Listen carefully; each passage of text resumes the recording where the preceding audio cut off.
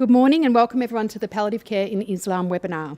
My name is Holly Pitt and I'm one of the nurse unit managers here at the Palliative Care unit at Peter Mac, and I share that role with another NUM, Katie Bray, who's also in the audience today. Let me begin by acknowledging the Wurundjeri people as the traditional owners of the lands on which this event takes place. I pay my respects to elders past, present and emerging, and I celebrate the diversity of Aboriginal peoples and their ongoing cultures and connections to the land and waters of Victoria. I also acknowledge and pay my respect to any Aboriginal and Torres Strait Islander people joining us today. So how did we get here? This webinar is the result of a recommendation that arose from a previous half-day seminar for the Muslim community in March of 2023. Palliative care clinicians were hosted by the Board of Imams and the Northwest Metropolitan Palliative Care Consortium. Feedback from that seminar was that there's an opportunity for us to undertake activities that would strengthen the capacity of healthcare professionals to provide quality, appropriate palliative care and end-of-life care for people of Muslim faith and their families. So today is about inviting experts of Muslim faith to speak to us as healthcare professionals. We're very, very fortunate today to have three expert speakers who are going to share their knowledge and wisdom about caring for people of Muslim faith. It is my great pleasure to welcome Dr. Ahmed Nagla, palliative care physician at Peter MacCallum Cancer Centre, Mr. Aladdin Zayeg, who's the Islamic Council of Victoria Hospital Chaplaincy Executive, and Mr. Adel Salman, President of the Islamic Council of Victoria. Before I introduce Dr. Nagla, who's our opening speaker, I just want to let you know that there will be an opportunity for questions. For all of you joining us online, I welcome you to put your questions into the chat. Katie's keeping an eye on it and we'll be able to answer all those at the end, and there'll be an opportunity for our face-to-face audience to have questions. I'll also ask that you have your phones, for those of us joining us today, on silent while our speakers are up front. So I now have the honour of presenting Dr. Ahmed Nagla. Nagla began his career as a GP in Melbourne. He undertook palliative care training at Peter MacCallum Cancer Centre, Barwon Health, Alfred Health, and then at Mercy Palliative Care in order to respond to people in regional communities requiring palliative and end-of-life care. He is currently working as a palliative care physician here at Peter MacCallum Cancer Centre and in Gippsland. His fields of special interest include service development and education, as it is the way to provide equitable and timely access to quality palliative care across Victoria. So please welcome Dr. Nagla.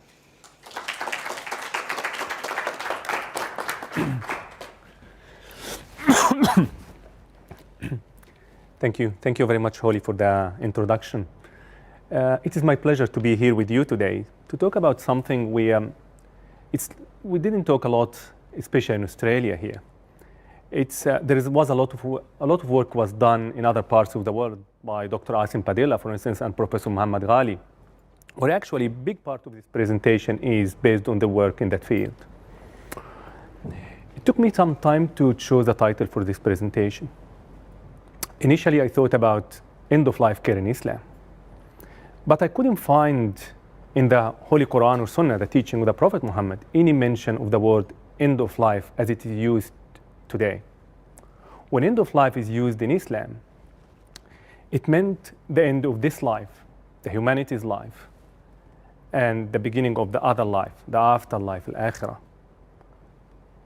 I mean the end of humanity's life, but your life, my life, and life of individual in Islam is seen as a continuation, and death is seen as a transition to the afterlife.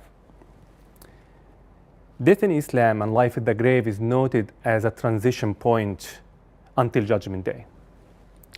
So we are, as Muslims, are very serious about decisions that we will make at death or just before death, because we know it will affect the afterlife, al-akhirah. It is a moment of certainty in Islam. And before I start, I have a disclaimer to make. This is not going to be a religious or a sermon or a speech, and I'm not a religious scholar to answer any legal questions related to Islam or give any fatwa. This can only be done by scholars who have the training and the knowledge to do so. Today, as a Muslim and as a palliative care physician, I'm going to shed some light on palliative care and where palliative care sits with Islamic vision. So, if you look at Islam, Islam is not only a religion, Islam is a culture. And culture is defined as a set of guidelines which tell the individuals how to see the world, how to view the world, and how to behave in relation to the other people, to supernatural power or force or God, to the natural environment. As such, culture determines how individuals see themselves, see others, interpret illness, respond to illness, receive and communicate bad news. And as such, and make decisions regarding life and death and end-of-life care. And if you look closely at that definition, you will also notice also that medicine is not only science. Medicine is also a culture. And I think conflicts may arise when people from different cultures meet each other and try to interact together, especially when they stereotype. So the Muslim community in Australia is not a monolithic community. The Australian Muslim community in Australia is extremely diverse, racially, ethnically, culturally, and linguistically. So why we're having this talk today? If you look at religiosity, which is a different term from religious affiliation, religiosity refers to the commitment or involvement of a person with religious beliefs, principles, and activities.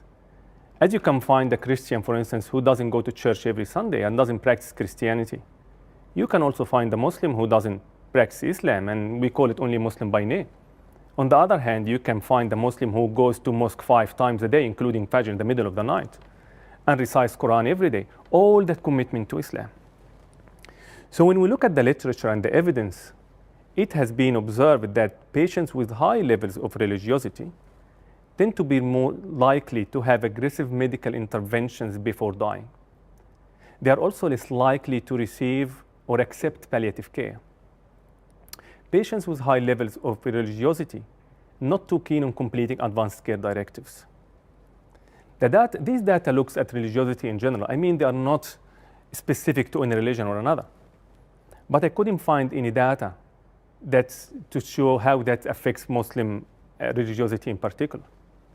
However, from my personal experience, and please don't quote me on that, I can confidently say Muslims are not different much in that regard. Reasons for that could be many, and we're not here to discuss today the reasons behind it. However, that doesn't surprise me at all, because we know that people are antagonists of what they are ignorant of. So people are more likely to reject palliative care if they don't know what palliative care is about. Or they might be seeking more medical interventions if they think that this is what Islam mandates. So why it's important to know what palliative care is? Why it is important to know how Islam views palliative care before death? Let me ask you a question. Can you think of what is a lifetime risk of dying? I think your guess is better than mine. Yes, it's 100%. That is more common than what I thought. This is the fact that no one can argue about. No one denies that at any time. Everybody is going to die, to be dead one day. Just give them time. As Sheikh Hamza Yusuf said, without death,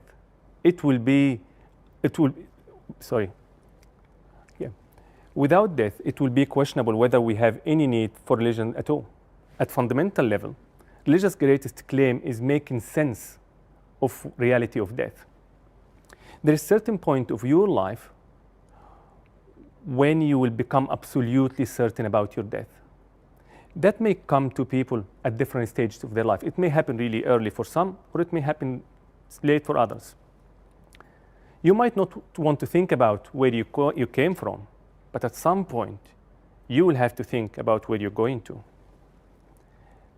The way I see death, dying is a natural occurring process. Death is not the opposite of life, but part of it.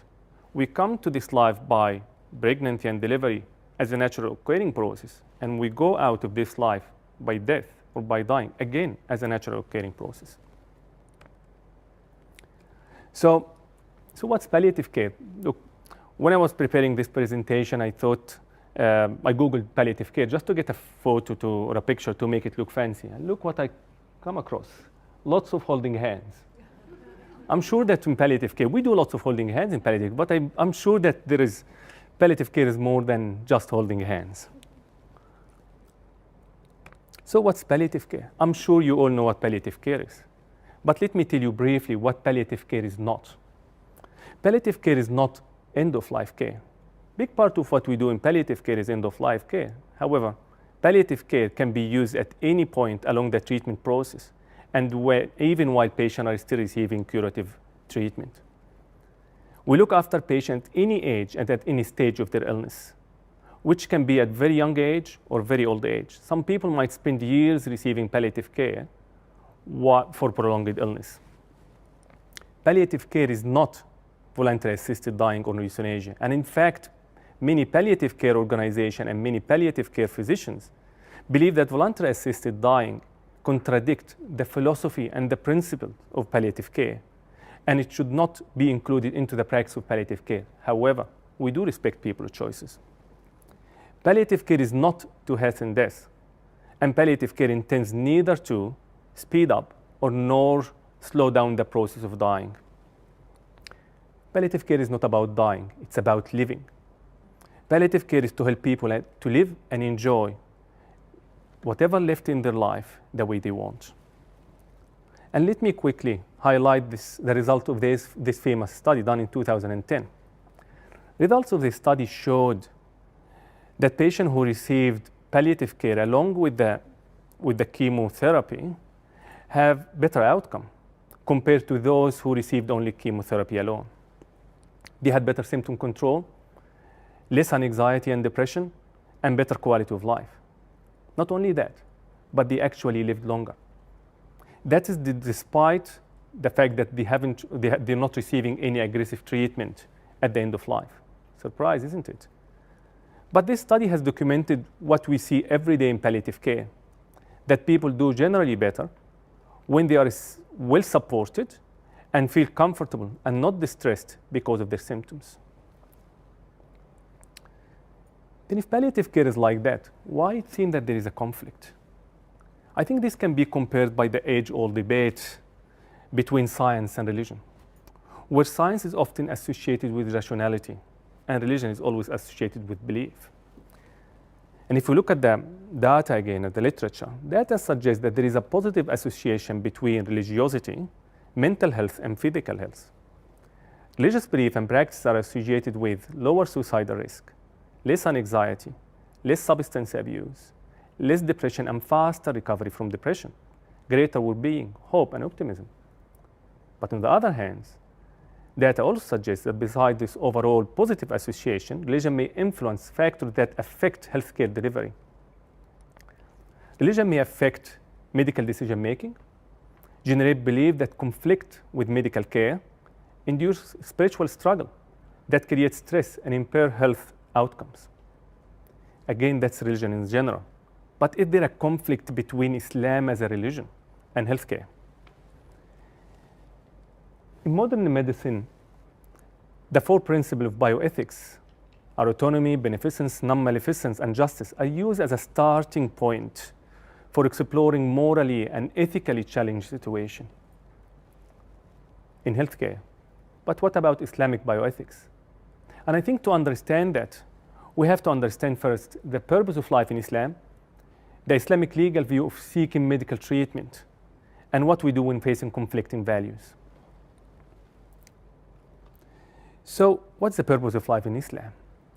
Islam means submission, peace, submission to one God and His creation and His will, and peace defined as inner peace with oneself, one's creator, and His creations. From the Quran, Allah says, we were created to worship God. He entrusted us with our life, physical beings, wealth, families, communities, environment, and our earth. Our responsibility is to care for and maintain that trust. An integral purpose of life in Quran, Allah says in the Quran, I have not created man and jinn except for worship. And worship your Lord until comes to you, death. So if you move to the prophetic tradition, hadith, peace be upon him, said, none of you should wish for death, for some harm that befalls him. If he must wish for death, let him say, "Oh Allah, keep me alive as long as living good for me. Keep me alive as long as living is good for me. And cause me to die when death is good for me." So there is actually goodness in death. And I think that's how Islamic belief inspires our approach to death and medical care. So if you look at the ruling on medical treatment, what Islam says about seeking medical treatment. In Quran, says, when I'm ill, God cures me. So cures comes from God, only from God, with or without your treatment. And from prophetic tradition and hadith, and when Prophet Muhammad was asked if one should seek medical treatment, he answered, "You should seek medical treatment because Allah, maybe he glorified and exalted, has not sent any disease, but he has sent down a remedy for it, except for senility." But another hadith, 70,000 of my ummah, and listen to that, will be admitted to paradise without being brought to account. They are the ones who did not ask for ruqya, or use cautery, or believe in omens, and they put their trust in God. So peace be upon him was talking about some people who never allowed themselves to be treated by cauterization, which was a treatment at that time, but rather they put their trust in God. And he said they will enter paradise without being brought to account. Another hadith, and listen to that. If there is any goodness in any of your therapy, then it is in these three: a drink of honey, cupping, or cautery. And he added, "I don't like to be cauterized." So those are some of the treatment at that time. And peace be upon him, he rejected some of it. So what we can understand from piecing those hadiths together. So according to the majority, seeking medical treatment is not obligatory. Although some of them are in the view that it becomes obligatory when there is a certainty that particular treatment is beneficial. That includes treatable and curable disease, life-saving conditions, and communicable disease that might be harmful to others. Otherwise, it's optional. And I mean, it's up to the patient to seek or not to seek treatment. This would include situations where the overall benefit is questionable, is not very proven or experimental, and may extend life on cost of quality. However, the Hanbali school of thought have even went a bit further and said it is permitted, you're allowed to, but it is always better to put your trust in God. What does that mean for us? Islam does not obligate people to seek medical treatment until the very last breath. And there are limited obligations in that regard, which mean that there are many other permissible actions or non-action. And you are not sinful for doing what you are doing or not doing. So that means for individuals who are with a strong commitment to Islam, who wants to be guided by their religion, they are not mandated by Islam to seek all the medical treatment or seek all these aggressive interventions, as we may have thought. Often people assume that this is how it should be, but it is not, and it should not. So if Islam does not mandate a particular course of action or inaction, that gives people the freedom to make choices based on their values, beliefs, and views, and what's important for them. And all Muslims should have indeed in the Messenger of Allah, the Prophet Muhammad, a good example. And if we look at the Prophet Muhammad, our role model, and what he did when death approached him, he did so many things, but I'll just mention 5 here, and I think this sits very well with the fundamental of palliative care as well. So the first thing is, as he said, God gave him a choice between this world, I mean living longer, or what's with God. So he chose what's with God. Like he did not want to delay the meeting between the servant and his God. He actually chose and accepted death. When Prophet Muhammad, peace be upon him, was very sick, he chose his preferred place of care and preferred place of death when he asked to be cared for at his Aisha's house, one of his wives. And in the last days of his life, he chose and saved his energy to do what was very important for him according to his beliefs and his values. So he made his last sermon, which is a very famous sermon in Islam. He lived all his life to deliver the message of Allah. And at the end of life and his last days, he gathered all his power and his becoming as good as he can be to emphasize that message.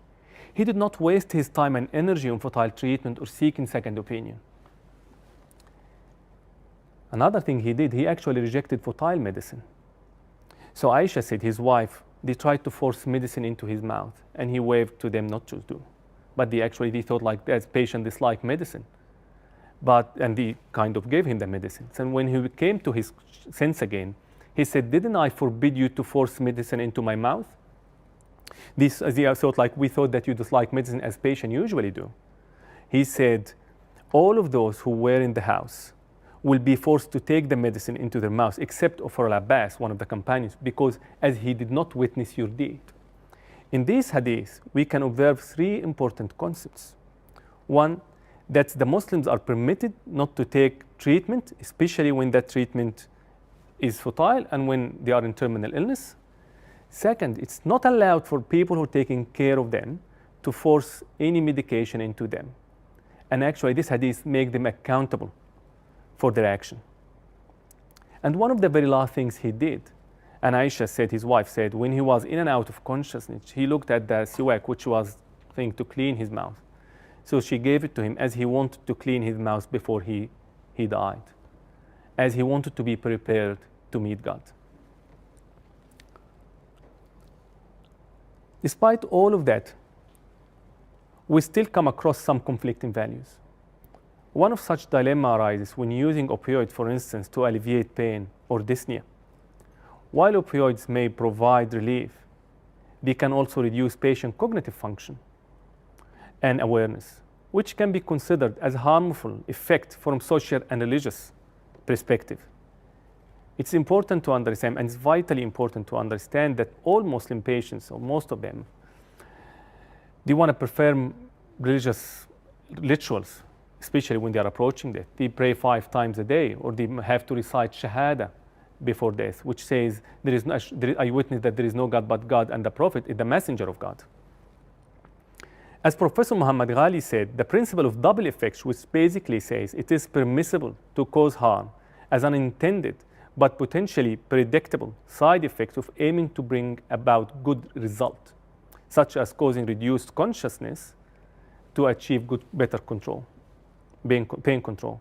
But it wouldn't be permissible to cause such harm as a mean of pursuing a good end. It's important to remember the double effect is backed by few principles. One, appropriate use and vigilant titration of analgesics. And it's very important to explain that to your patients. It's also important to know that appropriate use of opioids, especially in terminal illness, is not inevitably associated with hastening death. And more important, the intention.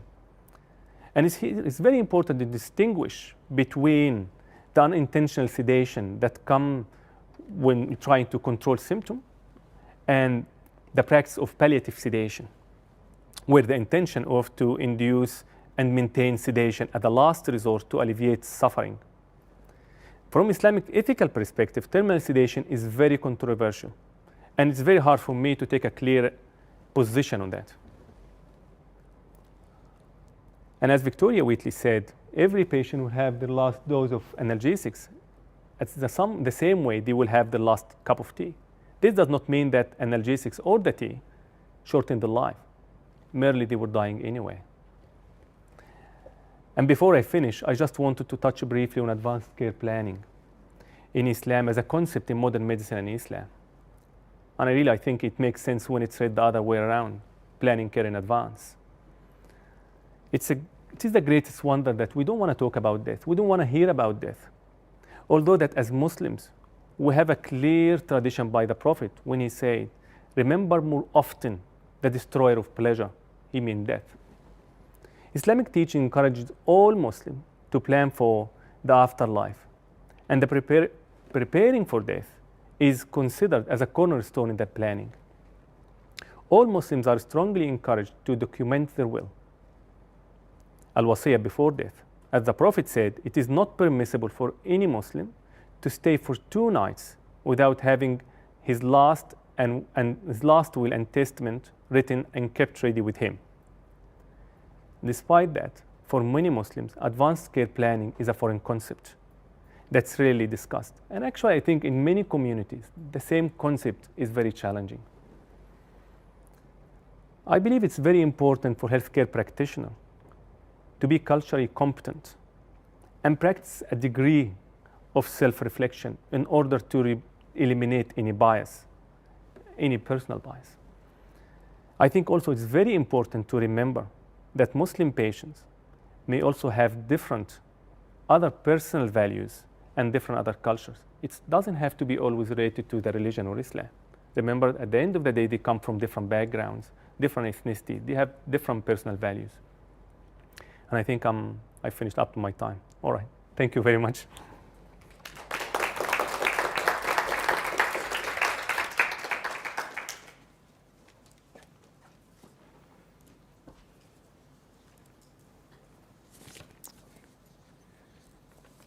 Thank you, Nagla. That was a wonderful presentation. Just a reminder for anyone who's got questions that we will be taking questions at the very end. So if you're online, please pop them in the chat. Our second speaker today is Mr. Aladdin Zayeg from the Islamic Council of Victoria Hospital Chaplaincy Service.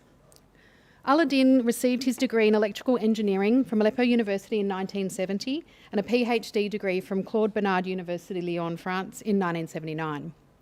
He has held academic position at several universities and has been with Victoria University for 35 years, where he is now an adjunct professor. Aladdin has been with the Islamic Council of Victoria for more than 30 years, where he was Vice President for 5 of those years. He is the founder and chairman of the Muslim Hospital Chaplaincy in Victoria since 2001. As one of the Board of Directors of Muslim Cooperative Australia, Aladdin is an active member of the multicultural and interfaith dialogue groups and committees in Victoria, as well as a member of several professional organisations and community groups in Victoria and Australia. Please welcome Aladdin.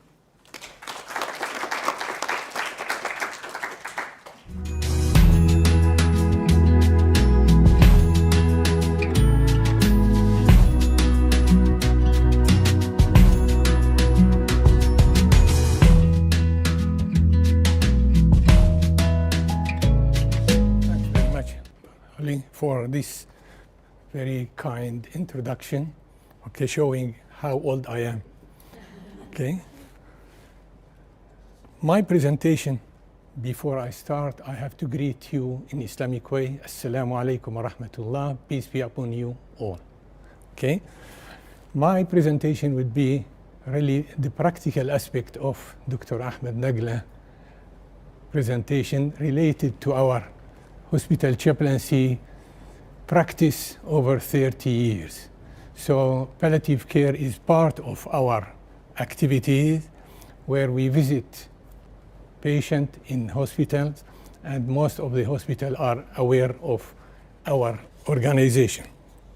Now, so I will not spend much time on some aspect which is covered by Dr. Ahmed, thank you, okay, but all our activities has resources from Quran and Sunnah based on that principle, okay, if it is related to our activities. Now, Islamic faith interpretation of life, limiting illness and treatment.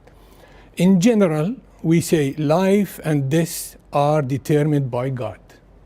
It's not a human being. Therefore, no Muslim should stop treatment recommended by medical staff. Islam consider going to doctor is part of destiny. Prophet Muhammad, peace be upon him, said, seek treatment because God did not create a sickness except he has created a treatment for it, except for old age. And this is mentioned by Dr. Ahmed too. Now, Islamic interpretation of this. Now, this is inevitable end for every living soul. No doubt about it. Many verses in the Quran describe this as the only certainty in human life.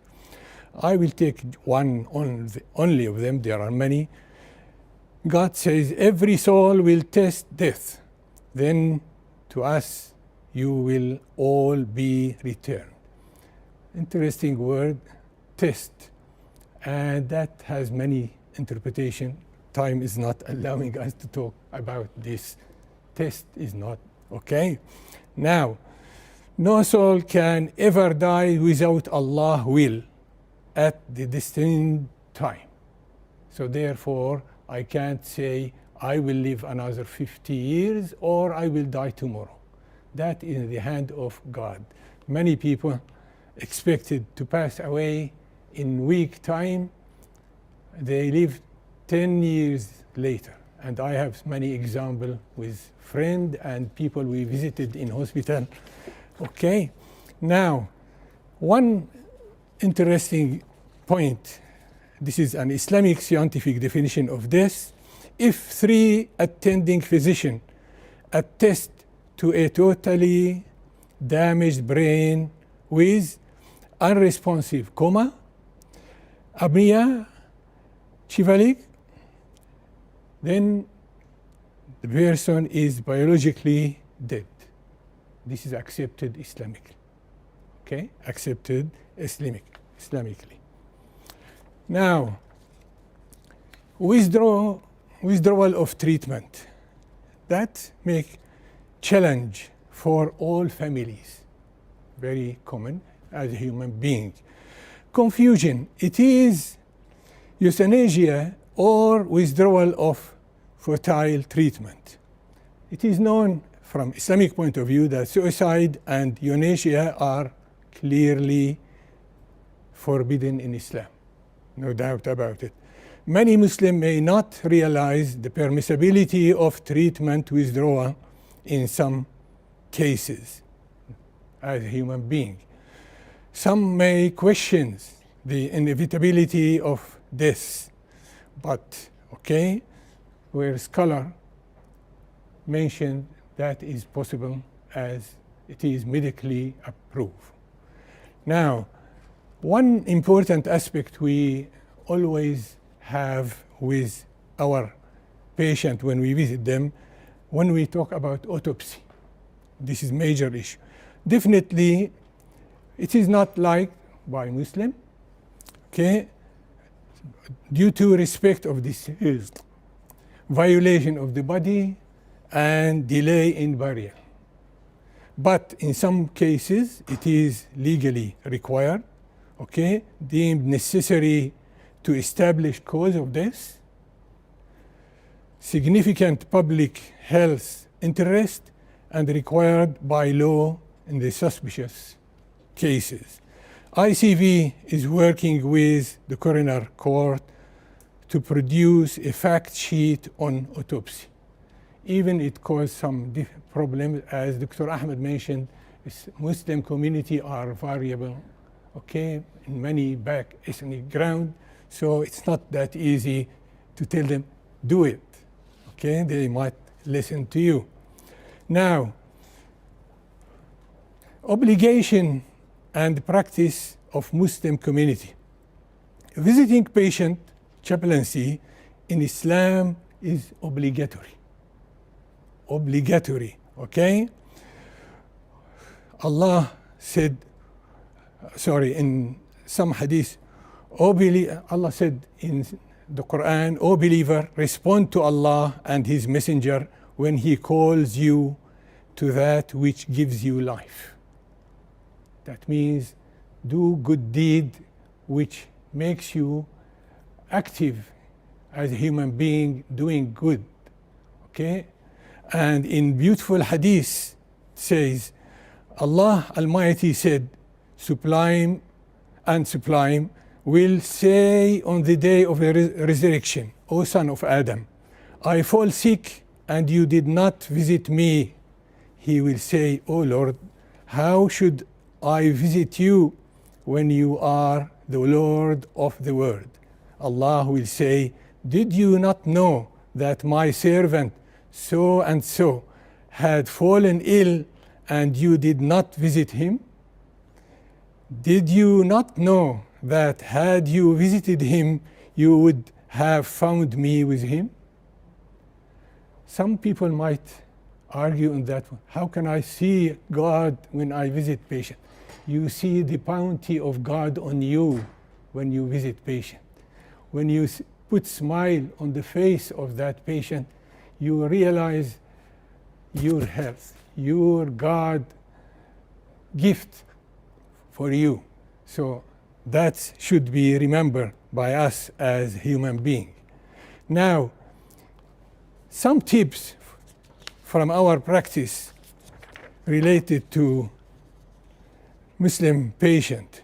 Given the certainty of the given the centrality of the family, consider informing family of medical information.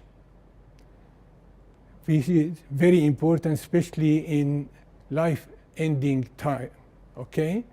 Let the family be aware and help the medical staff to look after the patient. In general, we consider that the old person of the family have a little bit more influence than the young one, okay? So that time does not dictate need. Instead, it is need that dictates time. Consider when scheduling appointment. At the moment of death, the body should not be washed, as this will be done as part of the special religious ritual before burial. Muslim burial are performed as soon as possible after death, most of the time on the same day, never cremated. Never cremated. Ask family to seek assistance from Muslim chaplain or contact ICV to help if you need anything, okay? So that what we all the time respond to call from hospital, not actually to look after the dead person rather than to support the family. They need support at that time, and you might not believe that our patient spend hours, sometimes days with the family in supporting them in such cases.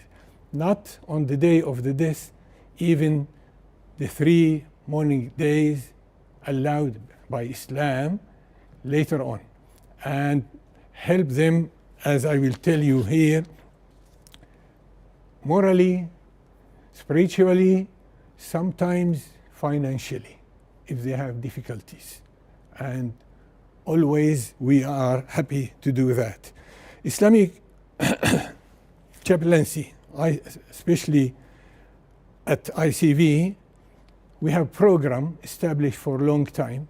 We educate volunteer, 15 intensive hours, telling them the importance of visiting patient, how to visit patient.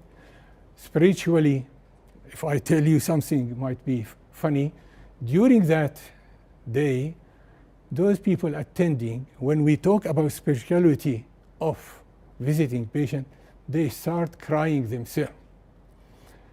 Most of our volunteers are ladies, very common, because they are more sensitive, okay? But unfortunately, later on, they might disappear due to family need, all right? We visit hospital, we respond to emergency call, and we have good contact with most of pastoral care department. As tradition in Muslim community, when someone gets the information that he has cancer or at the end of life information, the family inform the friend and relative, and they start visiting regularly. So this is common in Muslim community. Some other bit more conservative, but that is in general. Thank you very much for the time.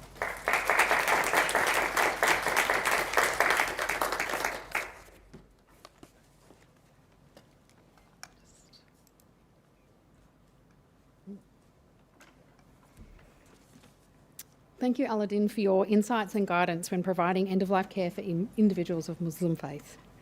Our third speaker today is Mr. Adel Salman, President of the Islamic Council of Victoria. Adel is the current President of the Islamic Council of Victoria, which is the peak body for Victoria's diverse Muslim community. The ICV provides important welfare services for the community, including hospital and prison chaplaincy, and the IVC is expanding to provide chaplaincy services to aged care facilities that have residents from a Muslim background. This aged care chaplaincy service will need to incorporate palliative care considerations. And as a peak body, the IVC advocates for the interests of the Muslim community and the many stakeholder groups, including government.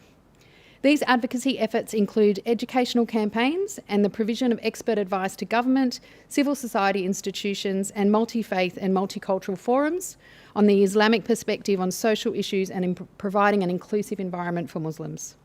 Adel is a qualified engineer and holds an MBA. He's employed in an executive position within the public sector. Please welcome Adel.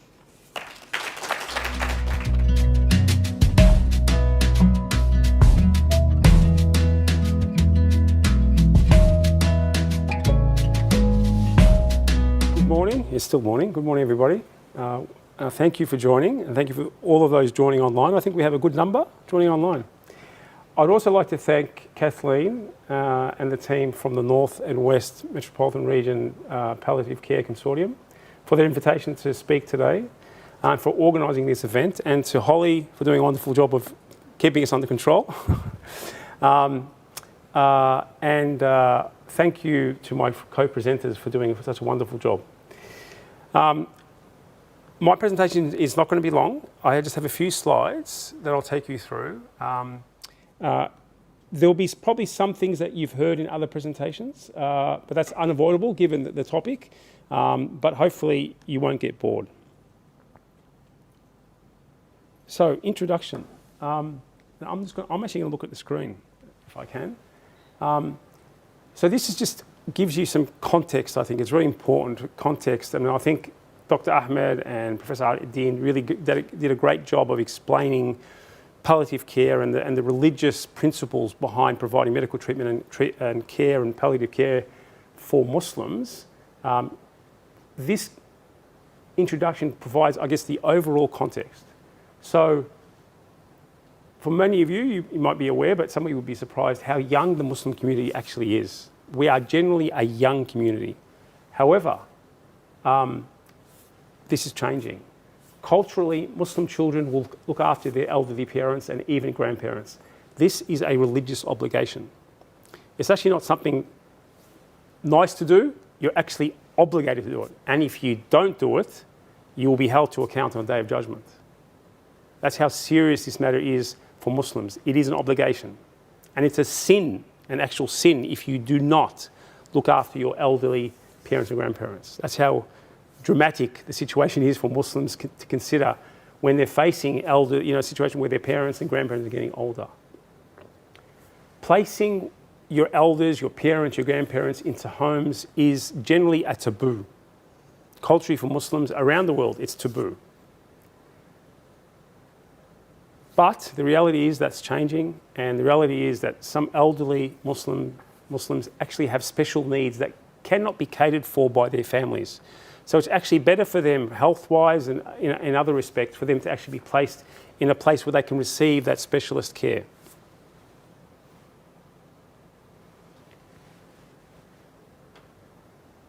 Aged care for Muslims all across the Western world, not just Australia, that have significant Muslim populations, and that applies to certainly Australia, New Zealand, it applies to Europe, it applies to North America. Muslims are facing this demographic reality. This is a reality that other segments of society have faced for a long time. The Muslim community generally is catching up to that reality, that we've got a situation where people are living longer. And the obligation upon children is becoming, in some cases, really difficult to meet. The obligation to look after your elders, your parents, your grandparents, is becoming difficult to meet. And some children are finding that they are unable or unwilling to care for their elderly parents and grandparents. So the reality is that there's the religious context and the religious obligation, but then there's the reality of everyday life. And some Muslims are really grappling with that. And it's happening every day. And I know Muslims who are actually grappling with that reality every day. And it's probably the most difficult stage of their life. They feel tremendous guilt, enormous guilt. It's almost a paralyzing sense of guilt that they are not able to fulfill their obligation. Out of love, primarily, obviously, they love their parents or grandparents, but also because they are aware of the religious obligation. So that's why it's important that there are aged care facilities or facilities, respite homes, whatever the case may be, that are actually able to cater for Muslims in their care residence in a culturally appropriate way. But the options are very limited. There are only two, as far as we know, there are only two Muslim, in quotation marks, aged care facilities in Victoria. There are some in New South Wales and perhaps in other states as well, but in Victoria, there are two that we are aware of. And they cannot possibly cater for the demand. I'm familiar with one of them in particular, and I've been told by the manager, they have a huge waiting list. They can't cater for the demand. Statistics are not available, but it can be assumed then that there are Muslim residents in non-Muslim aged care facilities. Oh, we know that. It's a fact. That actually happens. And some of those Muslim residents are in palliative care. Now, they may be palliative care end of life, or palliative care because they are in a situation where they're experiencing enormous pain and they need to receive that specialist treatment. So that is the reality. That's the context that we're grappling with. So what does that mean for Muslims, for centres, facilities that are actually catering for Muslims who are in aged care facilities? Now, the Muslim aged care facilities would already have a lot of this in place because they're aware of the religious obligation, they provide the religious and culturally appropriate care. But so this is more, this advice is more targeted towards non-Muslim aged care facilities, and that is catering for the the majority, I think, of Muslims in aged care. Religious needs need to be satisfied. Now, as Dr. Ahmed mentioned, there are different levels of religiosity. There are some Muslims who are Muslim by name, just culturally Muslim, and there are those who actually take it very seriously. And so halal food is important, and they're very strict on halal food. Modesty, and modesty in Islam is really a misunderstood concept. We all understand the word modesty. If I say, what is modesty, you'd all be able to define it. But in Islam, it has extra, layers to it. It's modesty not only in dress, which is the most, people will tend to go to immediately, oh, that means women have to cover up. And by the way, men have to cover up as well. But not wearing the hijab, but men also have requirements to actually cover up. But that's not the point here I'm mentioning. It's modesty in terms of speech, in terms of activities, in terms of what you're exposed to. Modesty covers so many different things. So the environment within an aged care home has to cater for that yearning for modesty to be preserved. Religious obligations such as prayer, fasting, and listening to Quranic recitation are also realities for many people. And what you find is that even people who were in their younger days were not that religious. They become more religious with old age. And so things like prayer, fasting, extra fasting, even outside of Ramadan, and listening to Quran becomes a much bigger part of their lives. So that means that aged care facilities have to find a way to cater for that. And spiritual counselling. And that's where services like the Hospital Chaplaincy Program, which is a program that me as the President of the ICV most proud of. I'm so proud of that service. It's been going for 30 plus years, and I have to acknowledge the amazing contribution of Professor Al-Din and others who have made this program what it is today. Family support is important. I think that point's been emphasised. It's important for aged care facilities. I've got 2 minutes. Okay, I need to move. To provide easy access for families. So families should be able to access their elderly parents or grandparents in an easy way without facing a lot of hurdles to actually have immediate access if they need to. Can an aged care facility provide that sense of community? Muslim aged care facilities are able to provide that. What about non-Muslim aged care facilities? Can they provide that sense of community that a lot of Muslims actually yearn for? Palliative care and end-of-life considerations. Obviously, I think Professor Al-Din made that point really well. The family need to be fully informed. And an imam or someone with sufficient religious knowledge can be consulted. And that includes, I guess, the ICV as well. So the ICV's role, I'll just skip through this. It is, we've been advocating for government assistance to establish a larger Muslim facility. I know I've got 1 minute, I need to move. We're leveraging our extensive experience with the hospital chaplaincy program to establish Muslim aged care chaplaincy into 2024. And we're also distributing an updated version of the Caring for Muslim Patients Handbook, which I've given a copy to Kathleen. It is available, and I think you'll all receive a copy by email, and it'll also be loaded on their website. This has been updated. This handbook goes back many, many years, but we've just released there it is. That's the older version. The newest version literally was just finished yesterday. I do encourage you to get a copy of that because it has some very relevant points and content for you, particularly for those operating in aged care context. And the ICV is a point of contact if you have any questions, which Professor Al-Din has made. Do I have time for that? This one last slide? Okay. Death and burial, and I think this has been covered already by Professor Al-Din and also Dr. Ahmed. In Islam, it is a religious obligation to bury the deceased as soon as possible. And I think that point has been made. It is important that aged care facilities can deploy expedited procedures to release the body to the family with minimal fuss. This includes writing the death certificate or organising for the death certificate to be issued. The family will arrange for the ritual washing and shrouding of the deceased at one of the janazah, that's an Arabic term, burial facilities, which are usually connected to mosques. The body will be prayed on at the mosque and then taken to the cemetery for burial. This can all happen within 24 hours. So if someone passes away this afternoon, almost certainly they'll be buried by tomorrow. The coroner has been provided with advice, and I think Professor Al-Din mentioned that the ICV has been consulting to the coroner's court in relation to their procedures and changing, and they've been very receptive to that. And in situations where the deceased has no known family member and an alternative has not been arranged prior to death, the facility should make contact with the local mosque or the Islamic Council of Victoria. That's it. Thank you.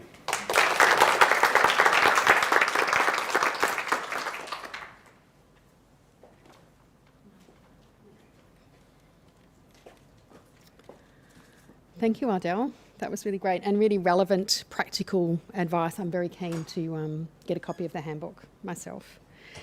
So now it's time for questions. Do you want... Okay. So if you've got questions online, please pop them in the chat. I think we're going to address our questions to Ardell first from a time perspective. Have you got that list there for me? There's just a few that have come through earlier. Let's have a look which one. Hopefully not too many questions. No, one question is how best to direct communication in large families and or community groups as opposed to a singular next of kin. We're very trained to sort of have a nominated spokesperson for family. So how do we best direct and how do we sort of open that conversation as who do we refer to? So in the situations where the patient has an extended family? I'm just trying to understand the question. Is that? Yeah, often I think, in my experience anyway, as you said, it's an obligation to visit people at end of life. So you get large communities, large families coming in. They're all present. So when you're directing that, to be fully informed and have difficult or complex conversations, how do you sort of open it up to identify who in the room and who is most integral in that community? Look, I think it'll be immediate family and it will be the next of kin. And I think it's important that the family actually does nominate who out of the family is the primary point of contact. Yep. So the hospital or the aged care should really work with the family to actually control that situation, because I understand what you're saying. There could be dozens of people who are wanting to visit and they want to do that, and the aged care facility or the hospital should try their best to facilitate that. But at the end of the day, there are hospital procedures, aged care procedures that cannot be compromised. So it's important that people understand that they need to oblige or abide by those procedures. The best way to do this is to communicate through the family to the wider community. Yeah. Thank you. Can I just add? Yeah. Yeah, so it's, again, so if you look at, Islam does not mandate or does not have a specific ruling on who should be the substitute decision maker or who should be the next of kin. And we all complain in healthcare about the bus loads and people, families come and talk to the patient, who should be we talking to. But on the other hand, if we look at ourselves again, as the healthcare practitioners, we ask to nominate one people from the family to talk to. But in healthcare practice, in hospitals, for instance, the patients are faced. They are meeting so many people. The health, so many doctor specialists, nurses, allied health, and we are asking for them to nominate one person, but on the other hand, we haven't nominated one person that they can talk to. So those are two different cultures. We are a good understanding of our culture, and we see everything from the lens of our culture, but we don't see how people are seeing us as well. And I think that can create so many conflicts as well. Thank you. And I guess following on from that, what language or term should health practitioners use or avoid when caring for people of Muslim faith? Should it be done? Yourself or anyone, whoever would like? What's the question again, sorry? I guess what language or term should we use or avoid when discussing palliative care? That's not an easy question. No. So, look, I tell you about my personal experience. I mean, I start first by exploring if they had any previous experience with palliative care, or what was the impression about palliative care when they never heard about it. And that's just to correct any myth or misunderstanding about palliative care. And there was a reason why I put that second or third slide about what palliative care is not. Because that's how I explain what palliative care is to my patient. Because some of them, they come with an idea. Palliative care, it's end of life. So or euthanasia, or they're gonna give me morphine until my mom was there and she died within a couple of days. They keep giving him morphine, whatever. So I start by explaining to them what palliative care is not, and emphasize on them that it is an active treatment, and that's very important. And again, we come back to that conflict between when you get, some doctors will go, you are not for any active treatment, and therefore we're referring to palliative care. You are doomed here then. I mean, you're starting defeated already as a health practitioner when you're trying to explain to them, no, it is actually an active treatment, and it is actually to help you to live as long as you can be, for as good as you can be. I'll just add to that, just to emphasise the point that Dr. Ahmed has made. And this is a cultural thing. In the Western world, and I'm super generalising here, guys, so forgive me. In the Western world, we're very practical and pragmatic about death and end of life. And when people are really ill or seriously ill, or they are, it looks like they are going to pass away. And health professionals, doctors, etc., will actually talk to the family through that lens and say, well, look, you guys need to prepare yourselves. That person's going to die. You might want to consider making that person comfortable. So we've switched from trying to save that person's life to making them comfortable. For a Muslim, and not from all cultures, but for many cultures, that can be quite a shock. And whilst in Islam, we don't provide treatment where it's futile, and there's no requirement for people to be receiving treatment where it's futile. People want to be assured that every single thing has been done to actually preserve and save the life of their loved one.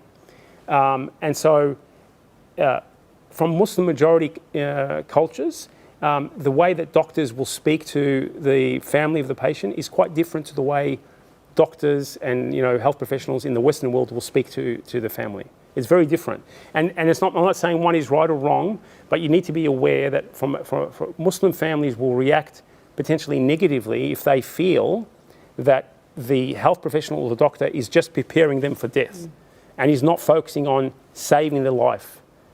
So just be mindful of the way you speak to the families, because you might get quite a strong reaction or think, hold on, your job is to try and save my father. Why are you now talking to me about making him comfortable and preparing him for his death? Yes, we all know he's going to die, but have you tried everything in your power to save his life and give him that quality of life? Thank you. I guess there's a couple of other questions on this theme that I might try and put into mind maybe to Professor Aladdin around if you are recognising that you have a patient of Muslim faith that is deteriorating or approaching end of life, and you're concerned that the family aren't, because I know in your presentation you spoke about, we can't predict time of death. It's not up to us to say hours, days, weeks. So how do we talk and how do we prepare in terms of, concern about people perhaps going home or not being present? What sort of language could we use, or how do we prepare people to actually stay in those sort of final times without, I guess, enforcing our prognosis or our prediction of time of death? I think from our practice over years, visiting patient at that stage, our role as chaplain in general, to really spiritually prepare that person before talking about death. We start talking about an Islamic values and how God will reward you when you demonstrate patience, okay? And read in Quran, because Quran provide you with that peace of mind and remind you that everyone is going to die, and this doesn't mean the end of life where I'm going to prepare myself for the other life. Plus, very important to realize, especially for those good practicing Muslim at that stage, to tell them, look, you are very lucky that God gave you time to repent now and to get more good deed before you leaving this world. So you are very lucky person, because if you die, as we call it, in peace of mind, sleeping and die, I didn't get any time to repent. So I might go with my bad deed to the other life, where you are a lucky person because God gave you this time to repent and prepare yourself. So, Thank you. And Ardell, I'm just conscious of... I do have to leave, Yes, so- but I was just going to add to that. Yeah, absolutely. And this was touched on during my presentation, and I think Professor Aladdin. It's really important that health professionals, doctors, aged care facilities actually take the family into their conference. So actually treat them as equals. And I know that our healthcare professionals are trained in this in terms of how to have those conversations, and they're amazing, and I've seen it firsthand. But I think it's important that for families to feel that all the information that's relevant is being shared with them, and that the conversation is all about a shared goal. Let's establish we have a shared goal. The shared goal for your loved one is this. Let's agree on that, and everything that we do collectively is going to be geared around supporting that shared goal. I think that's a really important thing to get the families on side, because the loved one will be looking to their families and relying on them emotionally, and it's so important that the families feel that the hospital or the aged care facility is aligning themselves with the aspirations or the goals or the hopes of the family and the resident or the patient. I do have to go. Thank you. If we can thank Ardell.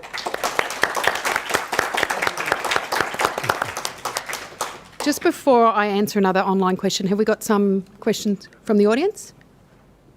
Is there anyone in the... Right, we've got another one online. Is there... Yeah, one? so one of the people online has asked, does the donation of organs impact on the sanctity of the body? Impact on? The sanctity of the body, or have a religious impact?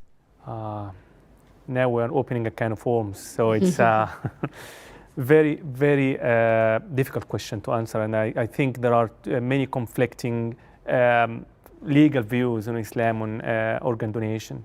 Some of the people, we talk about dignity all the time, and some people behind, like in the view of you are not allowed to, for Muslim to make organ donation because there is hadith saying like, and that hadith was talking about the dignity of dead bodies.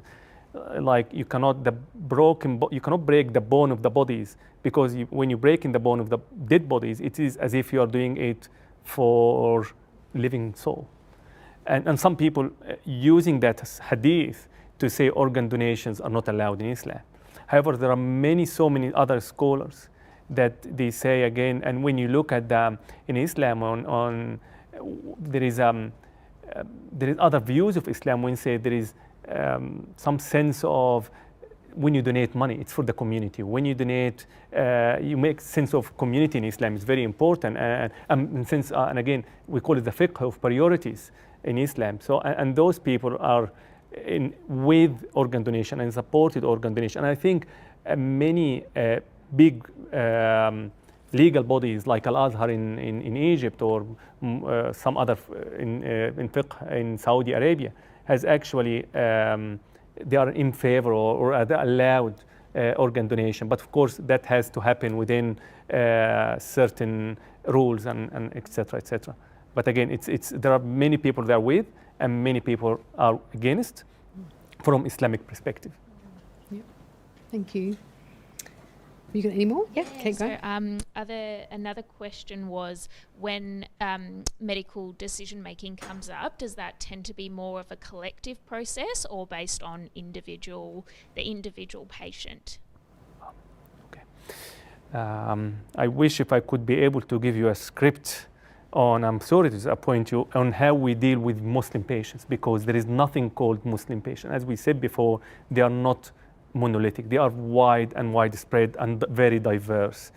Decision making in the Muslim families, because they are coming from, as you said, it's not related to Islam. It's related to where they are coming from and their culture, their personal views.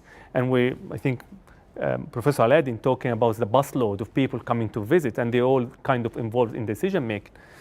And I think it's very important to discuss that with your patient first, as if you're doing that with any other patients. Would you like the decision making to be with you by yourself, or you'd like to nominate someone, or who from your family would like to be talking to?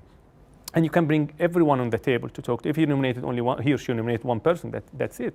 You might find a Muslim patient who say, no, I don't want to make anyone to make my decisions. I will be doing those for myself. Or, okay, bring my brother, bring my wife, or whoever. And I think it is very important not to assume and not to stereotype. And when you meet with your patient, I think it is very important to meet them on a mutual respect, of moral respect. Like, your moral system is not superior to mine, and my moral system is not superior to yours. So we meet on that mutual respect. We don't have good understanding of each other's cultures and backgrounds. So let's try to communicate together to understand each other in a better way. Thank you. There is just one last question. Again, it's probably a little bit generalised, but if there's any considerations in terms of gender that people should be mindful of. You want to answer that, Professor Aladdin? Any relation to gender? Any issues? Practically, women in such case prefer, and from religious point of view, if there is female medical doctor is preferable. In many cases, not necessarily to be Muslim, ladies prefer female doctor or servant. This is not human nature, okay? But in Islam, if there is no alternative, there is no problem. There is no problem at all, because saving life is the most important. So therefore, the doctor or health provider and so on, preferably to find same gender, not available, don't wait. Take your action immediately. Thank you. So again, I think it depends on the level of religiosity from the person. It depends where they came from. And Islam by itself, of course, it's preferred if there is let's say, a female doctor, and even male, like patient, if they're going to talk about sensitive issues. Some people may prefer to be talking to a male doctor or a male nurse, or the other way around as well.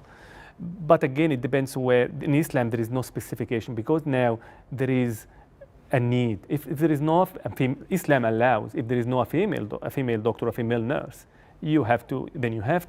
But again, that comes at the end to the personal preference of where they came from and their culture and their values.